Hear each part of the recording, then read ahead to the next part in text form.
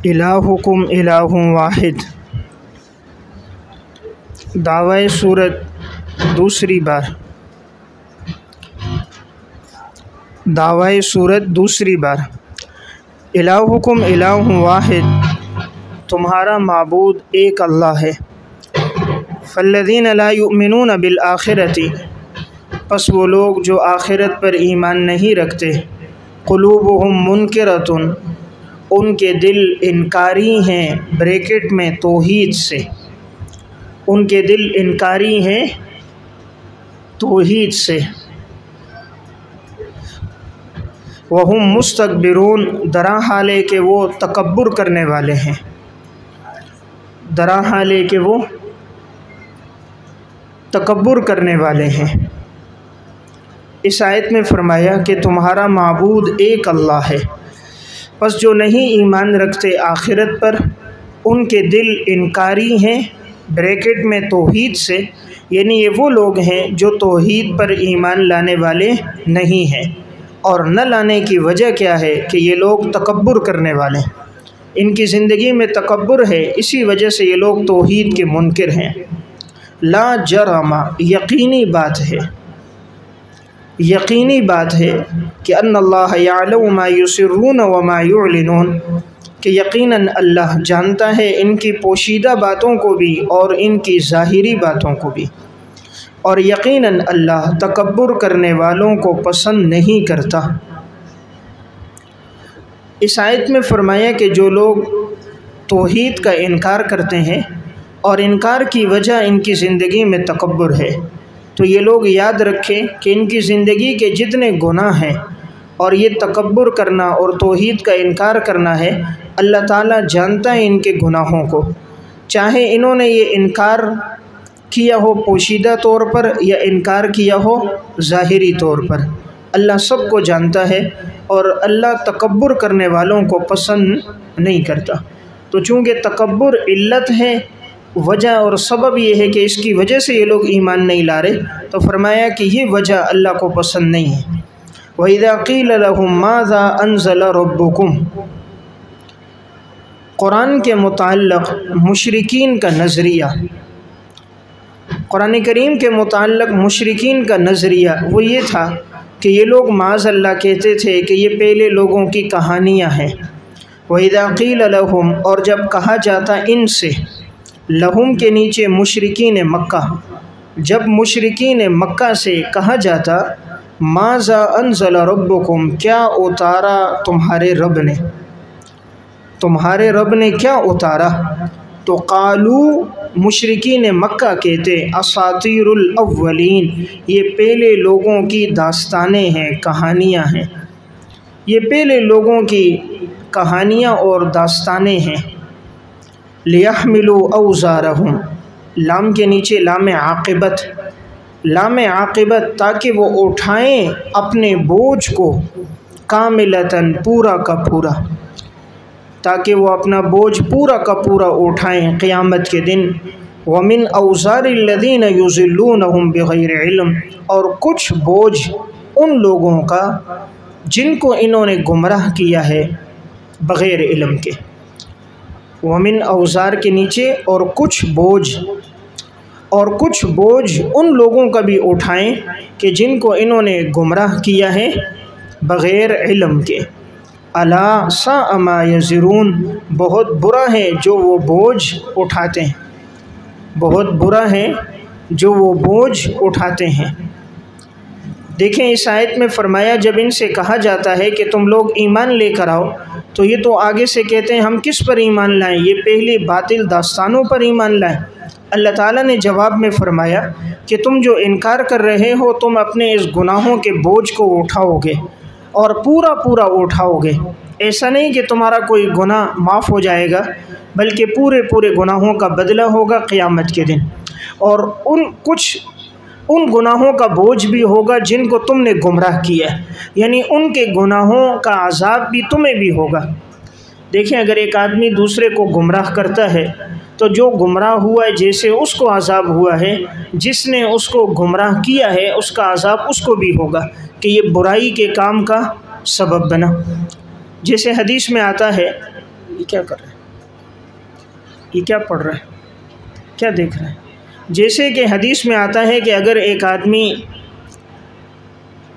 کوئی گناہ کرتا ہے تو اس کے گناہ کا وبال اسے بھی ہوگا اور جس نے اسے گمراہ کیا اسے بھی ہوگا۔ جیسے قابیل کے بارے میں بھی یہ حکم ہے کہ اس نے قتل کے کام کی بنیاد رکھی تو قیامت تک جتنے بھی قتل ہوں گے، جیسے قاتل کو گناہ ملے گا اس کے گناہ کا ایک حصہ قابیل کو بھی ملے گا۔ تو ومن اوزار الذین، اور کچھ بوجھ ان لوگوں کے گناہوں کا بھی ہوگا جس کو اس نے گمراہ کیا ہے اور اس کے پاس کوئی علم دلیل نہیں ہے۔ یعنی کوئی دلیل ہوتی نا، کوئی دلیل نقلی، کوئی دلیل وحی جس کی بنیاد پر یہ کہتا، تو ان لوگوں کے پاس کوئی نقلی دلیل سابقہ آسمانی کتابوں کی یا کوئی دلیل وحی نہیں ہے۔ الا ساء ما یزرون، بہت برا ہے جو وہ بوجھ اٹھا رہے۔ یعنی ایک تو ہوتا ہے کوئی انسان اچھا بوجھ اٹھائے، تو یہ لوگ گناہوں کا بوجھ اپنا بھی اٹھا رہے اور دوسروں کو گمراہ کر کے ان کی گمراہی کا بھی بوجھ اٹھا رہے ہیں۔ قد مکر الذین من قبلہم، تخویف دنیاوی، اور یقیناً ان لوگوں نے بھی تدبیریں کیں جو ان سے پہلے تھے، جو ان سے پہلے تھے انہوں نے بھی تدبیریں کی۔ فَأَتَى اللَّهُ بُنْيَانَهُمْ مِنَ الْقَوَاعِدِ، لفظ عطا بمعنی قصدہ کے ہے، قصدہ، پس اللہ نے قصد کیا، پس اللہ نے قصد کیا بریکٹ میں ان کی تدبیروں کی، ان کی تدبیروں کی بنیادوں کا جڑ سے اکھیڑنے کا، ان کی تدبیروں کی بنیادوں کا جڑ سے اکھیڑنے کا۔ دیکھیں یہاں بنیانہم، یہ بنیادیں، قواعد جڑ سے اکھیڑنا۔ اللہ نے ارادہ کیا ان کی جتنی تدبیریں ہیں اللہ ان کی تدبیروں کو جڑ سے اکھیڑ دے۔ فخر علیہم السقف، تو گر پڑی ان کے اوپر چھتیں، خر گر پڑی، سقف چھت، تو گر پڑی ان کے اوپر چھتیں ان کے اوپر سے۔ وَأَتَاهُمُ الْعَذَابُ مِنْ حَيْثُ لَا يَشْعُرُونَ، اور آیا ان کے اوپر عذاب اس طور پر کہ انہیں اس کا کوئی شعور نہیں تھا۔ دیکھیں اس آیت میں فرمایا کہ یہ جو آپ کا انکار کر رہے ہیں، ایمان لے کر نہیں آ رہے اور آپ کے خلاف سازشیں کر رہے ہیں، تدبیریں کر رہے ہیں، تو یہ کوئی آج کی بات نہیں ہے۔ پہلے بھی انبیاء علیہ السلام آئے اور ان کی قوموں کے لوگوں نے، کفار نے ان کے خلاف تدبیریں کی۔ یہاں اللہ تعالیٰ نے ان کی تدبیروں کو مثال سے سمجھایا ہے، تشبیہ دے کر بتایا، جیسے ایک عمارت ہو، عمارت کے ستون ہو اور اس کے اوپر چھت لگی ہوئی ہو۔ اب اگر اوپر سے وہ چھت نیچے گر جائے تو عمارت کے اندر جتنے لوگ ہوتے ہیں سب مر جاتے ہیں، کوئی بچتا نہیں ہے۔ اب انہوں نے جو عمارت بنائی ہوتی ہے وہ ان کو کوئی نفع نہیں دے رہی۔ اسی طرح یہاں تشبیہ دی، یہ لوگ جو تدبیریں کر رہے ہیں، آپ کے خلاف سازشیں کر رہے ہیں، جب اللہ کا عذاب آئے گا ان کی اپنی تدبیریں ان کے اوپر گریں گی، ان کے اوپر واقع ہوں گی، ان کی سازشیں ان کے خلاف ہوں گی اور یہ اللہ کے عذاب سے بچ نہیں سکیں گے۔ تو ان کی تدبیروں کا غیر مؤثر ہونا، غیر نافع ہونا، اس کو تشبیہ دی گئی ہے چھتوں کا انسان کے اوپر گرنے سے۔ جیسے چھت گرنے سے کوئی بچتا نہیں ہے، اسی طرح یہ تدبیروں نے نہ ان کو فائدہ دیا اور نہ یہ تدبیریں ان لوگوں کو فائدہ دیں گی۔ تو دیکھیں اس آیت میں فرمایا قد مکر الذین من قبلہم، یقیناً تدبیریں کی ان لوگوں نے بھی جو ان سے پہلے تھے۔ تو اللہ تعالیٰ نے قصد کیا، اللہ نے قصد کیا بریکٹ میں ان کی تدبیروں کی، ان کی تدبیروں کی، بنیادہم من القواعد، بنیادوں کا جڑ سے اکھیڑنے کا۔ اللہ نے ان کی تدبیروں کی بنیادوں کا جڑ سے اکھیڑنے کا قصد کیا، تو پس گر پڑی ان کے اوپر چھتیں ان کے اوپر سے۔ پس آیا اللہ کا عذاب اس طور پر کہ انہیں اس کا کوئی پتہ نہیں تھا۔ ثم یوم القیامت، تخویف اخروی، یعنی پہلے تو دنیا کے عذاب کا تذکرہ تھا کہ اوپر سے چھتیں گر پڑیں اور سب کے سب اس کے نیچے دب کر مر گئے، تو ان کی ان تدبیروں نے انہیں کوئی نفع نہ دیا، نہ دنیا میں اور آخرت میں۔ اللہ تعالیٰ یخزیہم، قیامت کے دن اللہ انہیں رسوا کرے گا۔ یخزی کا فاعل کون ہے؟ اللہ، اللہ انہیں رسوا کرے گا۔ وَيَقُولُ أَيْنَ شُرَكَائِي، اور اللہ فرمائے گا کہاں ہیں جنہیں تم میرے ساتھ شریک ٹھہراتے تھے، الذین کنتم تشاقون فیہم کہ جن کی بابت تم جھگڑتے تھے ایمان والوں سے۔ الذین کنتم، کہاں ہیں وہ شرکا کہ جن کے بارے میں تشاقون تم جھگڑتے تھے، فیہم ایمان والوں سے، فیہم ایمان والوں سے، جن کی بابت تم لوگ جھگڑتے تھے ایمان والوں سے، وہ شرکا کہاں ہیں آج؟ بتاؤ تو صحیح۔ قال الذین اوتوا العلم، کہیں گے وہ لوگ جنہیں علم دیا گیا، علم دیا گیا، کون؟ بریکٹ میں اہل علم اور فرشتے، اہل علم اور فرشتے کہیں گے، کیونکہ اوت العلم کی تشریح قرآن نے دوسری جگہ جو کی ہے، شہد اللہ انہ لا الہ الا هو والملائکۃ واولو العلم قائما بالقسط، تو اللہ تعالیٰ نے اپنی گواہی کے ساتھ فرشتوں کو اور اہل علم کو شامل کیا، تو معلوم ہوتا ہے کہ گواہی دینے والے اللہ ہیں، اور فرشتے بھی اور اہل علم بھی گواہی دیں گے کہ ان الخزي اليوم والسوء علی الکافرین، یقیناً رسوائی آج کے دن اور برا عذاب کافروں کے لیے ہوگا، رسوائی اور برا عذاب یہ کافروں کے لیے ہوگا۔ آیت میں لفظ تشاقون، یہ باب مفاعلہ سے فعل ماضی استمراری ہے، باب مفاعلہ سے فعل ماضی استمراری ہے۔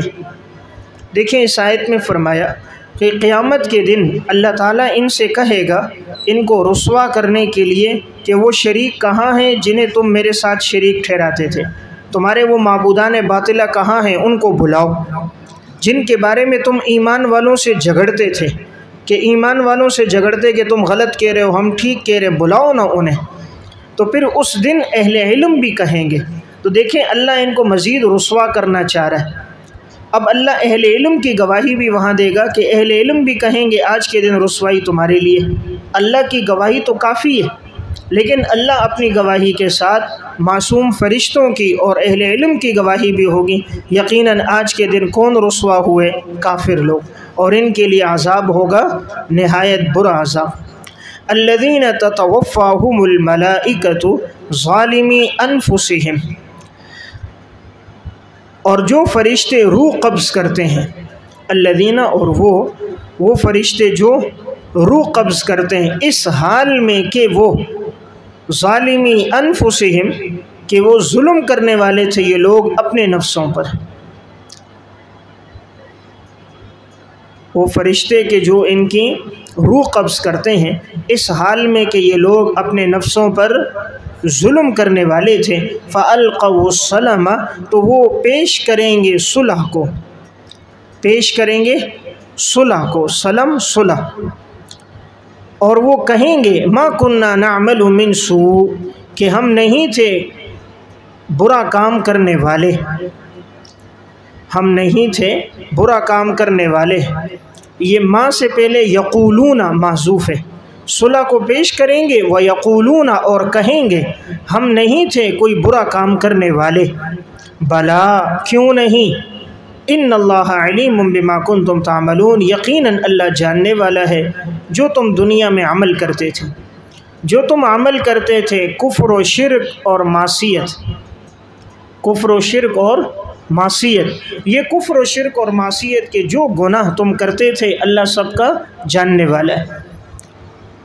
آیت کے اندر لفظ تتوفا، یہ باب تفاعل سے فعل مضارع معروف، باب تفاعل سے فعل مضارع معروف صیغہ واحد مؤنث غائب ہے، باب تفاعل سے فعل مضارع معروف صیغہ واحد مؤنث غائب ہے، کہ جب ملائکہ ان کی روح قبض کریں گے۔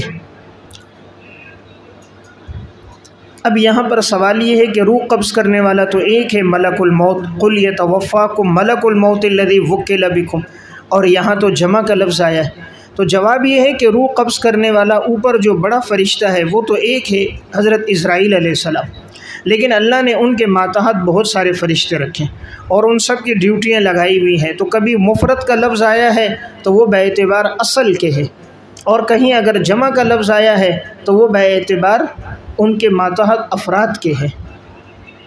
تو یہ فرشتے جب روح قبض کریں گے اس حال میں ان لوگوں کی کہ جو اپنی جانوں پر ظلم کرنے والے تھے، یعنی اللہ نے کوئی ظلم نہیں کیا، اللہ کے فرشتوں نے نہیں کیا، انہوں نے گناہ کر کر کے اپنے اوپر خود ظلم کیا۔ اس سے معلوم ہوا جو انسان کفر کرے، گناہ کرے، وہ کسی اور پر ظلم نہیں کرتا بلکہ اپنے آپ پر ظلم کرتا ہے۔ وہ اس طرح کے ظلم کی سزا اس کو ملے گی۔ اپنے آپ پر ظلم کرنا اس کا مطلب کیا ہے کہ ظلم کی سزا اس کو ملے گی۔ تو اب کوئی کہے کہ بھئی اس نے کس طرح ظلم کیا، اس نے تو کفر کیا، گناہ کیا، اس نے تو بڑے مزے کیے، شرک میں، کفر میں، معصیت میں زندگی گزاری، اس نے تو مزے کر لیے۔ تو جواب یہ ہے کہ اس نے گناہ کر کے اپنے اوپر ظلم کیا، یعنی گناہوں کی سزا یہی بھگتے گا، گناہوں کی سزا اسی پر ہوگی، کوئی اس کے ساتھ اس میں شریک نہیں ہوگا کہ سزا آدھی اس کو ملے آدھی اس کو ملے۔ فَأَلْقَوُا السَّلَمَ، پس یہ لوگ ڈالیں گے، اس وقت پیش کریں گے صلح کو، یعنی اس وقت کہیں گے جی اب صلح کر دی جائے، یعنی معاف کر دیا جائے، ہمیں دوبارہ دنیا میں بھیج دیا جائے، ہم نیک اعمال کریں گے۔ وَيَقُولُونَ، اور کہیں گے ہم تو نہیں تھے دنیا میں کوئی برا عمل کرنے والے، سوء نکرہ ہے، ہم نے تو کوئی برا کام کی نہیں ہے۔ ہر مجرم اپنے جرم سے انکار کرتا ہے۔ کوئی بھی مجرم ہے نا، جب اس کو گرفتار کر لیا جائے، تو چور تھا، نہیں حضرت میں کہاں چوری کر سکتا، بھائی تو نے یہ کام کیا، نہیں میں کہاں یہ کام کرتا ہوں۔ تو مجرم اپنے جرم سے انکار کر دیتے، یہ بھی کہیں گے ہم نے کوئی برا کام نہیں کیا، تو فرشتے کہیں گے بلا، خبردار ابھی انکار کر رہا ہے۔ تو ابھی کرامن کاتبین فرشتے پیش کریں گے، گواہی دیں گے، انسان کے اعضاء گواہی دیں گے کہ یقیناً اللہ جاننے والا ہے جو تم عمل کرتے تھے۔ کیا عمل کرتے تھے؟ کفر و شرک اور معصیت۔ فَادْخُلُوا أَبْوَابَ جَهَنَّمَ، تو ثمرہ کیا ہوگا؟ اب اس کا بدلہ یہ ہے کہ تم جہنم کے دروازوں سے داخل ہو جاؤ، خالدین فیہا، اور جہنم میں رہو گے ہمیشہ ہمیشہ۔ اور یہ نہایت برا ٹھکانہ ہے تکبر کرنے والوں کا۔ تکبر کرنے والوں کا یعنی تمہیں ایمان سے روکنے والی چیز کیا تھی؟ تکبر تھا۔ تو اس تکبر کی وجہ سے تم نے ایمان نہیں لایا، تو تکبر سبب ہے جہنم میں جانے کا۔ وقیل للذین اتقوا، قرآن کے متعلق مومنین کا نظریہ، پہلے تھا قرآن کے متعلق مشرکین کا نظریہ، اور اب ہے قرآن کے متعلق مومنین کا نظریہ۔ اللہ تعالیٰ ضد کو ساتھ بیان کرتا ہے تاکہ معنی مفہوم اور مقصد کا سمجھنا آسان ہو۔ اور کہا جائے گا ان لوگوں سے جنہوں نے تقوی اختیار کیا، اپنے آپ کو گناہوں سے بچایا، ماذا انزل ربکم، کیا نازل کیا تمہارے رب نے؟ کہ جب ایمان والوں سے پوچھا جاتا ہے تمہارے رب نے کیا نازل کیا، قالوا خیرا، خیرا سے پہلے قالوا انزل خیرا، عبارت معذوف ہے، انزل خیرا، اللہ نے جو کچھ نازل کیا ہے وہ کیا ہے؟ بہتر ہے۔ دیکھیں ماقبل میں انزل تھا نا، ماقبل میں وَإِذَا قِيلَ لَهُمْ مَاذَا أَنزَلَ رَبُّكُمْ، تو وہاں انزل ہے، تو اسی مناسبت سے یہاں معذوف کیا ہے؟ انزل۔ تو ایمان والے کہتے ہیں انزل خیرا، اللہ نے جو نازل کیا ہے وہ بہتر ہے۔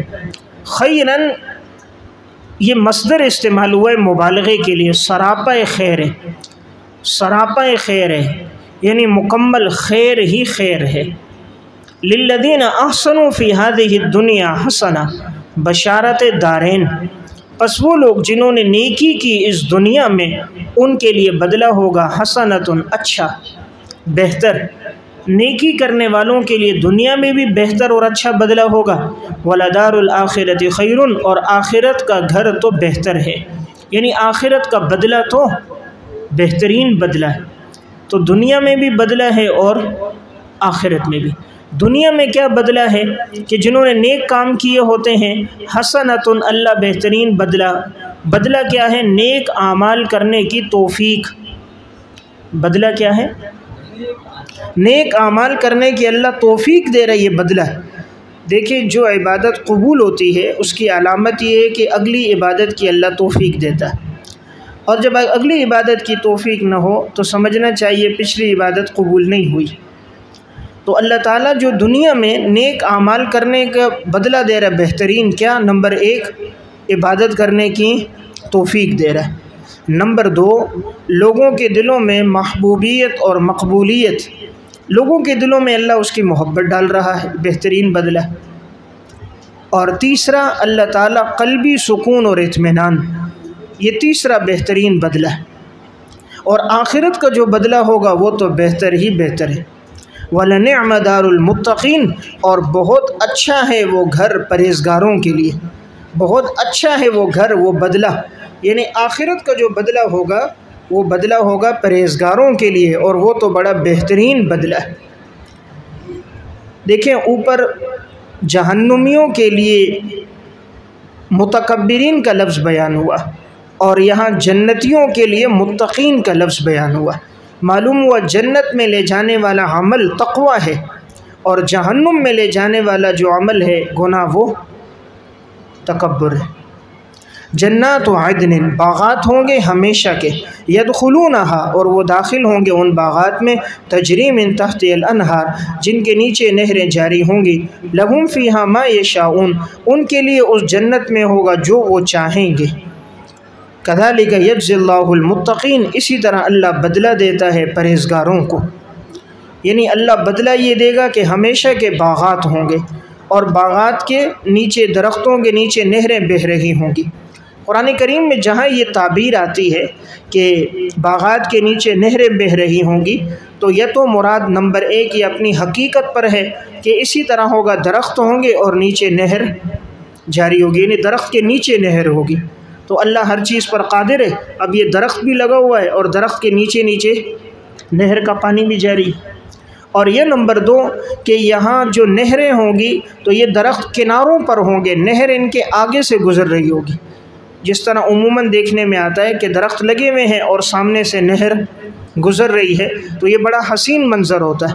تو درخت بھی ایسے سرسبز و شاداب ہوتے ہیں، انہیں پانی ملتا رہتا ہے، اور پھر وہاں چھاؤں بھی اچھی ہوتی ہے درخت کی وجہ سے، اور سامنے کا پانی کا خوشگوار منظر بھی ہوتا ہے، تو یہ بہترین وہ ہوگا۔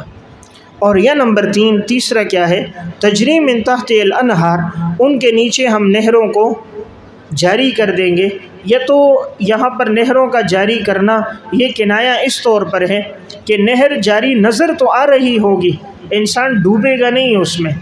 جیسے آپ دیکھو شیشے کا محل ہوتا ہے نا، شیشے کا محل ہے، اب آج کل ہوٹل بند رہے تو اب نیچے پانی ہوتا ہے سارا، اوپر شیشہ بچھایا ہوتا ہے موٹا، اس سے آدمی چل کر جاتا ہے، لگتا یہ ہے کہ ابھی ڈوبے گا، پانی ہے وہ اپنے پانچے اوپر کرتا ہے۔ جیسے ملکہ بلقیس، جب سلیمان علیہ السلام نے اسے بلایا، نیچے پانی ڈالا، اوپر فرش ڈالا شیشے کا، وہ یہ سمجھی کہ کہیں پانی ہے تو اس نے اپنے پانچے اوپر کر دیے، تو حالانکہ وہ پانی نہیں تھا۔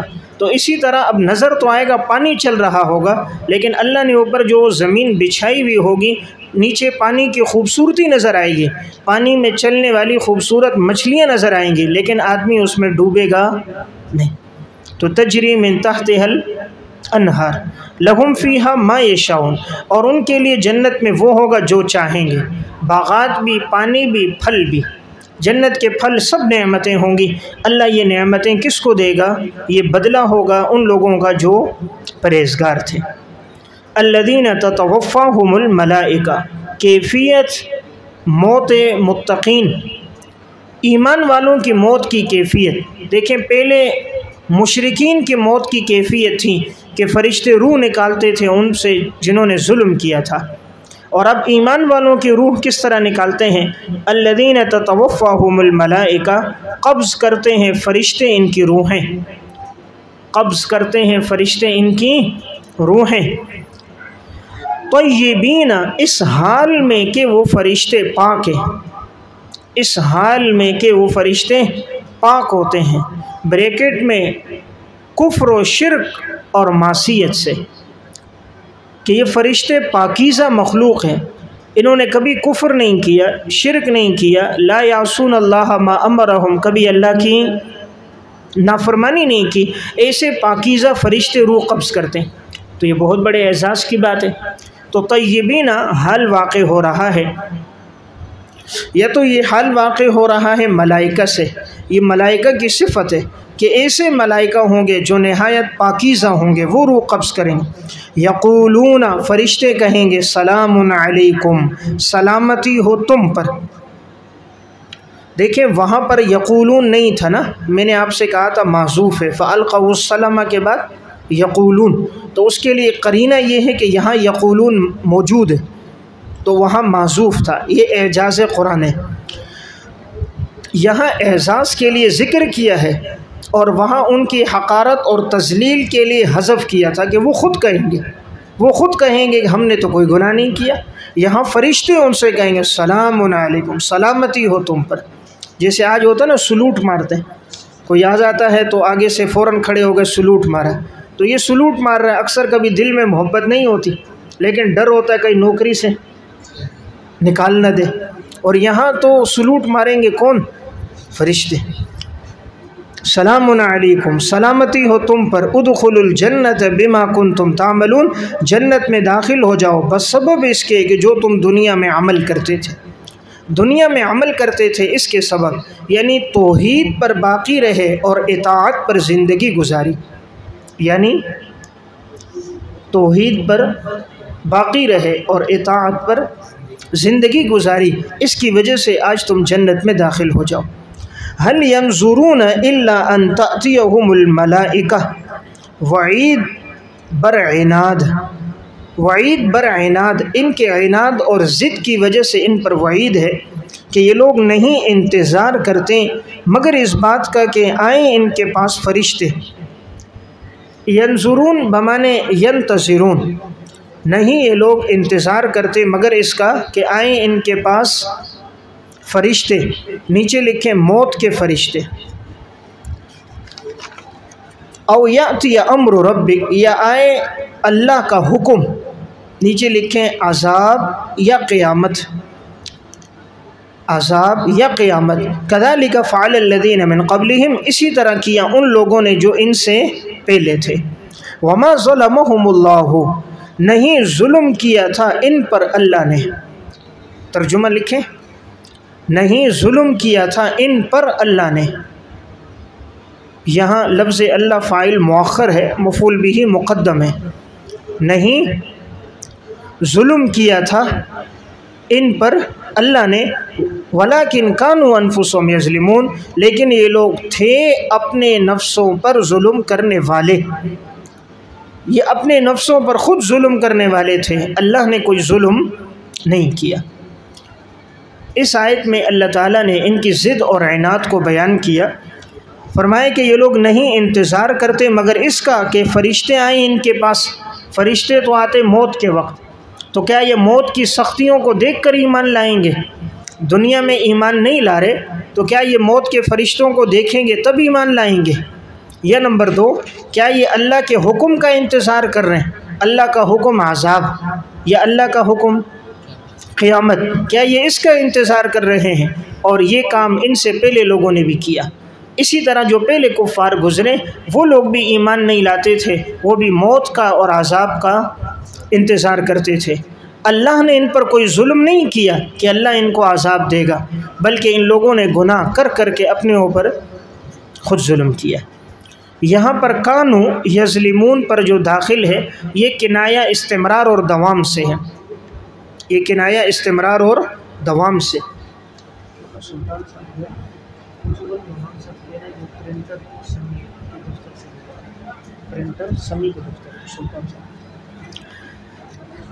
بس یہ وہ لوگ ہیں جو اپنے نفسوں پر ظلم کرنے والے ہیں۔ تو یہاں پر دیکھیں کانو یظلمون پر داخل ہے، یہ کنایہ کس سے؟ استمرار اور دوام سے، یہ مسلسل یہ لوگ اپنے اوپر ظلم کرتے تھے۔ فَأَصَابَهُمْ سَيِّئَاتُ مَا عَمِلُوا، پس پہنچے گا ان کی برائیوں کا بدلہ جو انہوں نے کیا، سیئات ان کی برائیوں کا بدلہ، ما عملوا جو انہوں نے کیا، جو برے کام انہوں نے کیے ان برے کاموں کا بدلہ ان کو پہنچے گا۔ وحاق بہم، اور گھیر لے گا انہیں، اور گھیر لے گا انہیں ما وہ عذاب، کانوا بہ یستہزئون جس کا یہ لوگ مسلسل مذاق کرتے تھے، جس کا یہ لوگ مسلسل مذاق کرتے تھے۔ مسلسل ترجمہ میں کر رہا ہوں، کانو یستہزئون پر داخل ہے، فعل مضارع پر استمرار ہے، استمرار کی طرف اشارہ ہے کہ یہ مسلسل ان پر عذاب ہو رہا ہے۔ دیکھیں اس آیت میں فرمایا بس انہوں نے جو برے کام کیے ہوں گے ان برے کاموں کی سزا ملے گی اور وہ عذاب انہیں گھیر لے گا. یعنی ایسا نہیں ہے کسی ایک کو عذاب آئے باقی کو نہ ہو، ایک کو سزا ملے باقی بچ جائیں، یا عذاب جسم کے کسی ایک حصے کو ہو باقی حصوں کو نہ ہو. تو عذاب باعتبار افراد کے بھی محیط ہوگا، باعتبار اجزاء کے بھی محیط ہوگا. عذاب حاق بہم، عذاب باعتبار افراد کے بھی محیط ہوگا، سب کا احاطہ کرے گا، کوئی بچے گا نہیں. دیکھیں بسا اوقات 10-12 آدمی کوئی گناہ کرتے ہیں، ایک پکڑا جاتا ہے باقی بھاگ جاتے ہیں، بچ جاتے ہیں. اللہ کے ہاں ایسا نہیں ہوگا کہ ایک کو سزا ہو اور باقی جو گناہ میں شریک تھے وہ بچ جائیں. نمبر 2، یہ احاطہ ہوگا باعتبار اجزاء کے بھی، یعنی جسم کے ہر عضو کو عذاب ہوگا. ایسا نہیں کوئی ایک عضو ہے اس کو عذاب ہو باقی راحت میں ہو، تو اس عذاب کو پورا جسم محسوس کرے گا اور وہ عذاب پوری طرح انسان کو گھیر لے گا. اب یہ عذاب اللہ ان کو کیوں دے رہے ہیں؟ یہ عذاب اس وجہ سے ہے کہ یہ لوگ دنیا میں ان شریعت کی باتوں کا مذاق کرتے تھے.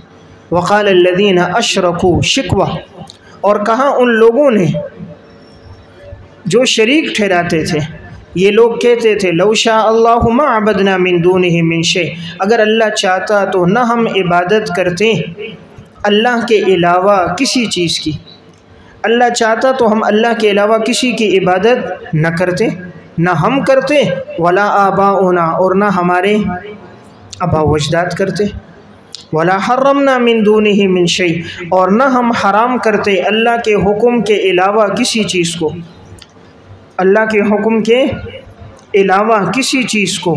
کذالک فعل الذین من قبلہم، جواب شکوہ، اور اسی طرح کیا ان لوگوں نے جو ان سے پہلے تھے.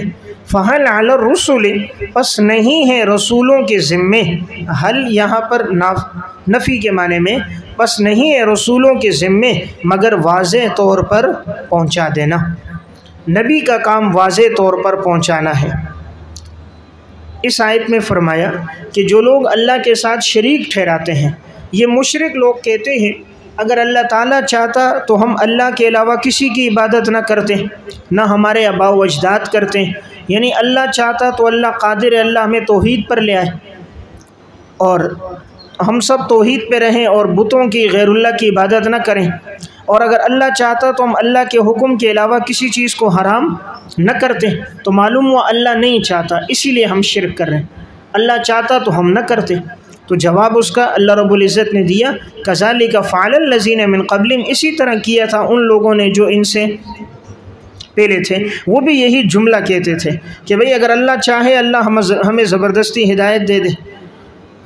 جواب اس کا یہ آ گیا کہ دین میں جبر نہیں ہے، لا اکراہ فی الدین، اللہ زبردستی کسی کو ہدایت نہیں دیتا کہ زبردستی اللہ اس کو ایمان اور توحید کی نعمت دے دے. اسلام میں جبر نہیں ہے. تو ان کا یہ سوال کہ اللہ چاہتا تو ہم عبادت نہ کرتے، اللہ نے نبی بھیج دیا، کتاب نازل کر دی، شریعت کے احکامات بتا دیے، اب اگر کوئی کرے گا اللہ اس کو سزا دے گا، باقی اللہ جبراً کسی کو مجبور کر کے ایمان کی نعمت نہیں دیتا. دیکھیں یہاں پر انہوں نے دونوں چیزوں کا انکار کیا. ہم عبادت نہیں کرتے یہ اصول ہے، اور ہم کسی چیز کو حرام نہ ٹھہراتے یہ فروع ہے. حلال اور حرام کرنا فرعی چیزیں نا، فرعی احکامات ہیں. یعنی اللہ چاہتا تو نہ ہم اصول میں گمراہ ہوتے عقائد میں، اور نہ ہم فروع میں گمراہ ہوتے احکامات میں. حلال اور حرام کرنا کیا ہے؟ فروعی چیز ہے نا، احکامات ہیں. تو انہوں نے گویا اشارہ کیا ہم اصول میں اگر گمراہ ہیں یا فروع میں ہم بھٹک گئے ہیں وہ اس لیے کہ اللہ نے نہیں چاہا. اللہ چاہتا تو نہ ہم اصول میں بھٹکتے نہ ہم فروع میں بھٹکتے. اسی طرح ولا حرمنا من دونہ من شیء، اس کا مطلب یعنی ہم شرک فعلی نہ کرتے. ایک ہوتا ہے شرک کرنا، شرک اعتقادی، اللہ کے ساتھ عبادت میں شریک ٹھہرانا. ایک ہوتا ہے شرک فعلی، اللہ کے علاوہ کسی اور کے لیے یہ ماننا کہ وہ بھی حلال اور حرام کر سکتے ہیں. تو اب مشرکین کا عقیدہ تھا کہ حلت حرمت کے اختیارات ان بتوں کے پاس بھی ہیں. تو گویا انہوں نے دونوں کی نفی کی، شرک اعتقادی کی بھی، شرک فعلی کی بھی. کہ اگر اللہ چاہتا ہم عبادت بھی نہ کرتے، اللہ چاہتا تو ہم کسی چیز کو حرام بھی نہ کرتے۔ تو اللہ نے جواب دیا یہی عذر تم سے پہلے لوگ بھی کہتے تھے۔ انبیاء علیہ السلام کو تسلی دی، تمہارا کام ہے واضح طور پر پہنچاؤ، تو جب تم نے پہنچا دیا آگے چھوڑ دو۔ اب اگر یہ نہیں مانتے تو ہم نے ان کے لیے عذاب تیار کیا۔ وَلَقَدْ بَعَثْنَا فِي كُلِّ أُمَّةٍ رَسُولًا، دلیل نقلی نمبر 2، اور البتہ یقیناً ہم نے بھیجا آپ سے پہلی امتوں میں بھی رسول۔ ان سے پہلے با معذوف ہے، بے ان تاکہ اعبد اللہ کہ تم اللہ کی عبادت کرو، وجتنب الطاغوت اور طاغوت سے بچو۔ طاغوت شیطان، شیطان کی عبادت سے بچو۔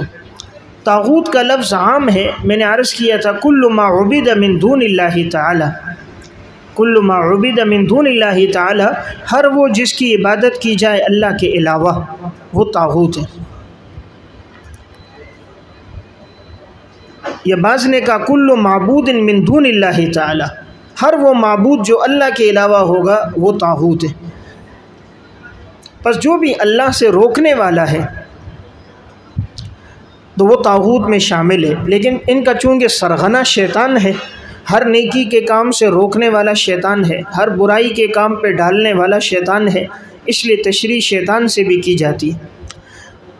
فَمِنْهُمْ مَنْ هَدَى اللَّهُ، من تبعیضیہ ہے، پس ان میں سے بعض کو اللہ نے ہدایت دی اور بعض پر ثابت ہو گئی گمراہی، بعض پر ثابت ہو گئی گمراہی۔ فَسِيرُوا فِي الْأَرْضِ، پس تم چلو زمین میں اور دیکھو کیسا انجام ہوا جھٹلانے والوں کا۔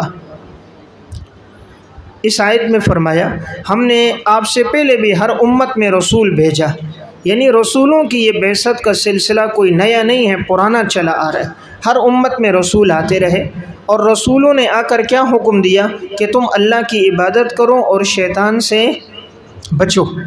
پس بعض لوگوں نے ان میں سے اللہ نے ان کو ہدایت دے دی، اللہ نے ہدایت دے دی، نیچے لکھے منیب کو، منیب رجوع کرنے والے کو۔ تو جو اللہ کی طرف رجوع کرنے والا ہوتا ہے، جس کے اندر انابت ہوتی ہے، اللہ ان کو ہدایت دیتا ہے۔ وَمِنْهُمْ مَنْ حَقَّتْ عَلَيْهِ الضَّلَالَةُ، اور اللہ نے گمراہ کیا، ثابت کر دی ان پر گمراہی، نیچے عناد کرنے والوں پر، عناد، اور جو ضدی لوگ ہیں، عناد والے، استہزاء والے، عناد اور استہزاء والوں کے لیے اللہ نے گمراہی کو ثابت کر دیا۔ پس تم لوگ زمین میں چلو، گھومو پھرو اور دیکھو کیا انجام ہوا جنہوں نے جھٹلایا تھا، اللہ نے کس طرح ان کو دنیا میں سزا دی۔ ان تحرص علی ہداہم، تسلی رسول، اگر آپ حرص کرتے ہیں انہیں ہدایت پر لانے کی، آپ حرص کرتے ہیں انہیں ہدایت پر لانے کی، فإن اللہ لا یہدی من یضل، یقیناً اللہ نہیں ہدایت دیتا جسے وہ گمراہ کرتا ہے۔ اللہ رب العزت جسے گمراہ کرنا چاہتا ہے تو اللہ اسے ہدایت نہیں دیتا۔ وما لهم من ناصرین، اور نہیں ہوگا ان کے لیے مددگار۔ من یضل کے نیچے بسبب عناد کے، بسبب عناد، بسبب عناد۔ دیکھیں آپ صلی اللہ علیہ وسلم کی چاہت یہ تھی سب جہنم سے بچ جائیں، سب ایمان لے کر آ جائیں، چونکہ آپ رحمت للعالمین تھے تو آپ کو بڑی حرص تھی، تو اللہ تعالیٰ نے فرمایا آپ کو حرص ہے اعلیٰ ہداہم، ان کو ہدایت پر لانے کی، کہ یہ سب ہدایت پر آ جائیں، لیکن اللہ چاہتا ہے کہ ان کو ہدایت نہ دے، ان کو گمراہ کریں۔ کس طرح گمراہ کرے؟ بسبب ان کے عناد کے، کہ یہ لوگ ضدی لوگ ہیں، استہزاء کرنے والے لوگ ہیں، اب اللہ ان کو ہدایت نہیں دے رہا۔ کیوں؟ اس لیے کہ گناہ کر کر کے ان کے دل پہ مہر جباریت لگ گئی۔ اب کوئی سوال کرے کہ جب اللہ ہدایت نہیں دے رہا بندے کا کیا قصور ہے؟ تو میں نے ایک جملہ آپ کو کہا بسبب عناد، دوسرا گناہ کر کر کے انہوں نے اپنے دل پر مہر جباریت لگوا دی، دل سیاہ کر دیا، اب مہر جباریت لگ گئی، اب ان کو ہدایت کی توفیق نہیں ہوتی۔ تو یہ اللہ کا قصور نہیں ہے، بندے کا اپنا قصور ہے۔ جیسے حدیث میں آتے ہیں انسان ایک گناہ کرتا ہے، نقطہ لگتا ہے، گناہ کرتا رہتا ہے، نقطے ہوتے ہوتے پھر دل پورا سیاہ ہو جاتا ہے۔ کلا بل ران علی قلوبہم ما کانوا یکسبون۔ اور جب اللہ کا عذاب آئے گا اللہ گمراہ کرے گا، وما لہم من ناصرین، نہیں ہوگا ان کے لیے کوئی مددگار۔ وَأَقْسَمُوا بِاللَّهِ جَهْدَ أَيْمَانِهِمْ، شکوہ منکرین قیامت، شکوہ منکرین قیامت، اور یہ لوگ قسمیں کھاتے ہیں اللہ کے نام کی پختہ قسمیں، اللہ کے نام کی پختہ قسمیں کھاتے ہیں کہ اللہ تعالیٰ نہیں اٹھائے گا من یموت، جس پر موت آئی ہے، یعنی جو مر گیا اللہ اسے موت کے بعد نہیں اٹھائے گا۔ بلا، جواب شکوہ، کیوں نہیں، وعدن علیہ حقا، یہ وعدہ ہے اللہ کا سچا، یہ وعدہ ہے اللہ کا سچا، لیکن اکثر لوگ اسے جانتے نہیں ہیں۔ یعنی یہ لوگ قسمیں کھا کھا کر کہتے ہیں اللہ تو موت کے بعد نہیں اٹھائے گا۔ بھائی تمہیں کس نے کہا اللہ نہیں اٹھائے گا؟ یہ تو اللہ کا سچا وعدہ ہے کہ اللہ موت کے بعد اٹھائے گا اور اللہ بدلہ دے گا۔ اب یہ کیوں انکار کر رہے ہیں؟ اس لیے کہ یہ لوگ جانتے نہیں ہیں، یہ لوگ شریعت کے احکامات کو نہیں جانتے، اللہ کی قدرت کو نہیں جانتے۔ انہوں نے اللہ کی قدرت کو اپنے عجز پر قیاس کیا، اللہ کی قدرت کو اپنے عجز پر، کہ بھئی یہ کیسے ہوگا، یہ تو بوسیدہ ہو جائے گا، مٹی ہو جائے گا، تو اللہ کیسے اس کو اٹھائے گا؟ تو انہوں نے اللہ کی قدرت کو اپنے اوپر قیاس کیا۔ اور نمبر دو، یہ جانتے نہیں ہیں وحی کا علم، دلیل نقلی ان کے پاس نہیں۔ دلیل نقلی یعنی انبیاء علیہ السلام جتنے آئے سب نے قیامت کی بات کی ہے اور بعث بعد الموت کی بات سب نے کی ہے، تو یہ لوگ جانتے نہیں ہیں۔ لِيُبَيِّنَ لَهُمُ الَّذِينَ يَخْتَلِفُونَ، علت بعث، علت بعث، اللہ کیوں اٹھائے گا قیامت کے دن، اللہ کیوں اٹھائے گا؟ اس لیے اٹھائے گا لِيُبَيِّنَ، لِيُبَيِّنَ سے پہلے لفظ ہے يَبْعَثُهُمْ، معذوف ہے، يَبْعَثُهُمْ، اللہ انہیں اٹھائے گا، لِيُبَيِّنَ لَهُمْ، یہ لام تعلیلیہ ہے، تاکہ وہ اللہ بیان کرے، تاکہ وہ اللہ بیان کرے، واضح کرے، بریکٹ میں واضح کرے ان لوگوں کے لیے جو اختلاف کرتے تھے فیہ، اس میں بعث میں، جو بعث بعد الموت میں اختلاف کرتے تھے، تاکہ اللہ ان کے لیے واضح کر دے۔ وَلِيَعْلَمَ الَّذِينَ كَفَرُوا، تاکہ جان لیں کافر لوگ کہ یقیناً وہی لوگ جھوٹے لوگ ہیں، کافر لوگ ہی جھوٹے لوگ ہیں۔ دیکھیں اس آیت میں فرمایا اللہ تعالیٰ انہیں اٹھائے گا، اٹھانے کے بعد اللہ واضح کر دے گا، واضح کرے گا نیچے بطور معائنہ کے نظر آئے گا، بطور وضاحت کس طرح ہوگی؟ بطور معائنہ اور مشاہدہ کے، لیبینہ بطور معائنہ اور مشاہدہ، کہ کس طرح واضح ہوگا، ہر انسان خود دیکھے گا، ہر آدمی خود دیکھے گا کہ وہ موت کے بعد، اور اب وہ حشر کے میدان میں کھڑا ہوا ہے تو خود سب کے سامنے آئے گا، نظر آئے گا، تو واضح ہو جائے گا۔ کن لوگوں کے لیے واضح ہوگا؟ جو اس میں اختلاف کرتے تھے، اب وہ خود دیکھیں گے وہ موت کے بعد کھڑے ہوئے ہیں۔ دیکھیں اگر انسان کے اپنے اوپر کوئی چیز واقع ہو جائے نا تو پھر انسان کو بہت یقین آ جاتا ہے۔ ایک ہوتا ہے علم الیقین، ایک ہوتا ہے عین الیقین، اور ایک ہوتا ہے حق الیقین۔ کتنے قسمیں؟ 3 قسمیں۔